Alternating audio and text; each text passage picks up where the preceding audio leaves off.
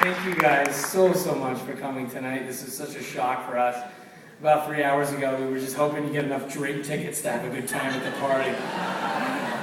So to be here right now with you guys is a huge honor, and we're very blessed and very excited to be here. Thanks for coming. I'd love to introduce my team, my producer, Jonathan Schwartz.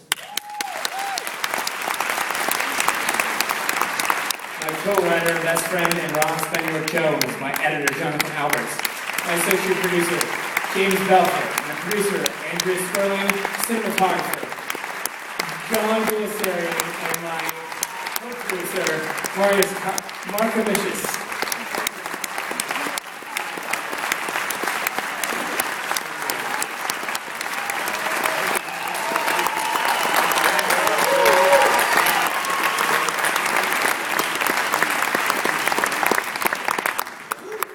Great, who wants to go to the party? All right, we would love to answer any and all questions you might have at this time. Yes, sir. What inspired the storyline? Sure. Just taking a guess at what a relationship might be like. just a guess. I think everyone on this team has been through a love affair that's been long distance at one point. And the genesis of the idea was based on a relationship that I'd had between London and Los Angeles and going back and forth. So I didn't want to make a movie about blaming anybody. I didn't want to make a movie about blaming the government or blaming her or me or anything other than just how it feels to go through that relationship emotionally.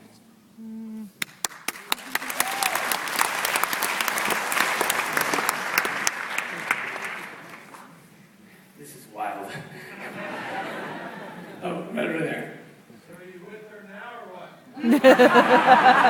We have 6 kids. For any young ladies here, he is single, and he'll be in the lobby afterwards. To be honest, I think we'll always be together. We're not together now, but when you love somebody that much and it's your first love, it stays with you the rest of your life, and I don't think I'll ever be able to shake it.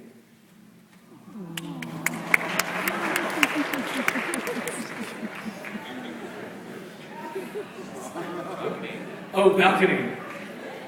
Yes. So the chemistry between those 2 young people was devastating. How did you find through and how did you work with them to create that relationship? Good question. Anton Yelchin, the young actor who played Jacob, is a friend of, yes, absolutely, yeah. He's a friend of Jonathan Schwartz. Has been friends for about 4 or 5 years, and when we were putting the project together, I met with him, and he just seemed like he'd play a great me. No, I'm just kidding. He just seemed like he had the right energy for the style of the project. The project is actually mostly improvised from a 50-page outline that we worked from, Ben and I put together, that we developed with our producers. And the idea for the project is to try to create something genuine and honest, and not try to contrive a moment or hit a mark or say action or say cut. It's just about Jacob and Anna really having a relationship. And Felicity Jones, who won the Grand Jury Prize for Best Actress tonight, which we're very excited about. She's a fantastic young actress living in London who sent me a QuickTime file via email of herself in her shower, in her flat, doing the last scene in the movie. And she performed it perfectly, exactly as she does in the movie. And I was just like, okay, let's do it. So she flew into LA about 3 days later. We had about a 2-week rehearsal process where I just worked with the actors, and we just found the characters and found the moments. And, their trust and commitment to Jacob and Anna and to each other was unparalleled, and they were amazing on set. Yes? How did the Paul Simon songs work into it? Did that come before or after production? That song in particular has a very significant relevance to me. And it was always part of the movie, and I owe a lot of thanks to our wonderful music supervisor, Tiffany Anders, who got the song. And Paul Simon was like, yeah, sure, a little tiny movie, whatever. And we are very fortunate to have him in the movie because he's such a big part of the movie to me. And that song was a part of the movie day one. And it says a lot about the love and the relationship. Wasn't a party. What? It wasn't a part of the movie Day -30. It was originally going to be Peter Gabriel. Oh, yeah, so it's... And then we switched. Yeah, but why talk about that? Come on. Okay. So, the truth is that Peter Gabriel and Paul Simon, I mean, let's be honest, I'm a little bit drunk. I've had a little bit of Lefroy.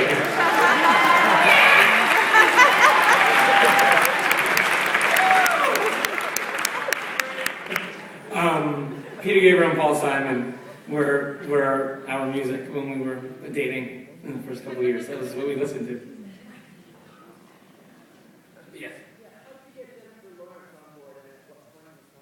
We kidnapped her and put her back over her head. We saw Winter's Bone last year and flipped for it, and in writing the character of Sam, she seemed like the perfect person to do the part. We met with her, Jonathan met with her. We got her excited about the movie, and I'm very lucky to have her. 2 years in a row, Best Picture, Jennifer Lawrence. 2 years in a row. Jennifer Lawrence has been in the That's good. She's a bitch to work with, though. She's the most lovely and magnificent 20-year-old I've ever met. She's fantastic. Very, very big honor to work with her. It's true. Yes? We shot on VHS and we spent $10. No, just kidding. These are my guys. My DP and producer will answer that for you.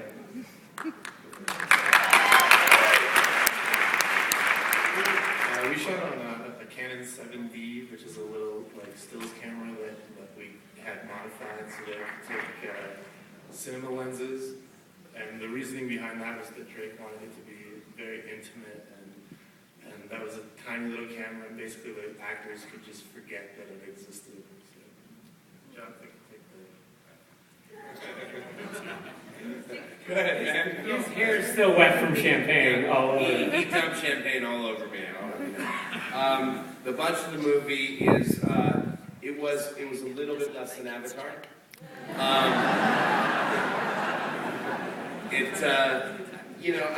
I guess we don't like to talk about exactly what it costs, but let's say it's less than about $2-3 million, and way less actually. And it's really the fact that it works is a testimony to all these people and all the people on our crew who were amazing and gave their life for this for the last 6-7 months. Particularly this one right here. Go back. It's all yours.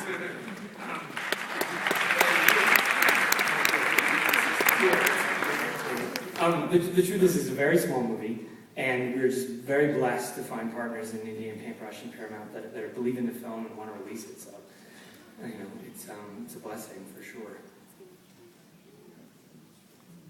Okay, thank you guys.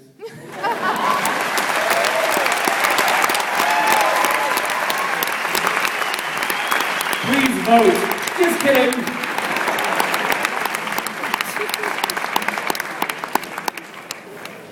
It must be Wolf.